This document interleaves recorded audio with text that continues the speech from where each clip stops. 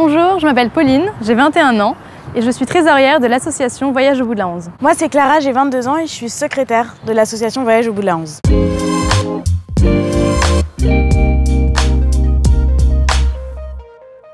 Alors Voyage au bout de la 11 c'est quoi? C'est une association qui donne des cours de français à des réfugiés une fois par semaine. Ils ont principalement entre 20 et 30 ans et ils sont surtout soudanais, tchadiens et afghans. En fait on essaye à notre petite échelle de participer à l'accueil des réfugiés, de participer à leur intégration.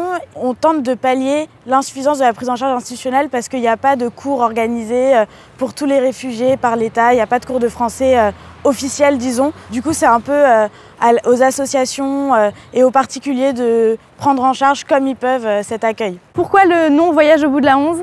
Alors tout a commencé en octobre 2015 au lycée Jean Carré, qui est au bout de la ligne 11 du métro. Le lycée Jean Carré c'était un squat où il y avait beaucoup de réfugiés et une de nos amies, qui s'appelle Mewel, est allée dans ce squat pour donner des vêtements, de la nourriture et là-bas elle s'est rendue compte qu'il y avait beaucoup de réfugiés qui demandaient des cours de français, qui demandaient qu'on leur explique B et A, ça fait bas, ce genre de choses, et comment on dit tel mot en français, etc. Donc les cours ont commencé comme ça, assis par terre, dans la cour de récréation. Et puis après l'évacuation du lycée Jean Carré, on a continué les cours dans d'autres locaux et c'est comme ça que l'association est née. On est à peu près une centaine, bénévoles et réfugiés confondus, et on s'organise par petits groupes, c'est-à-dire qu'il y a souvent un prof pour 1, 2 ou 3 réfugiés. Nous, notre objectif, c'est vraiment la communication, c'est l'oral.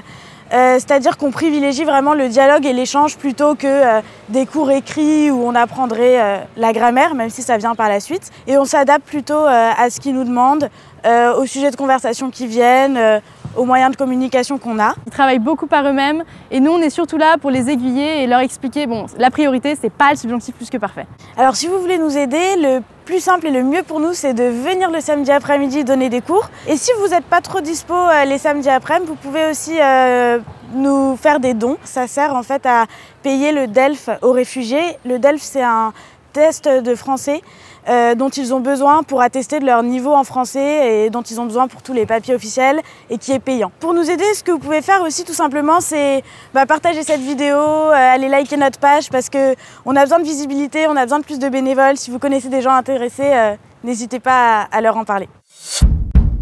Switch.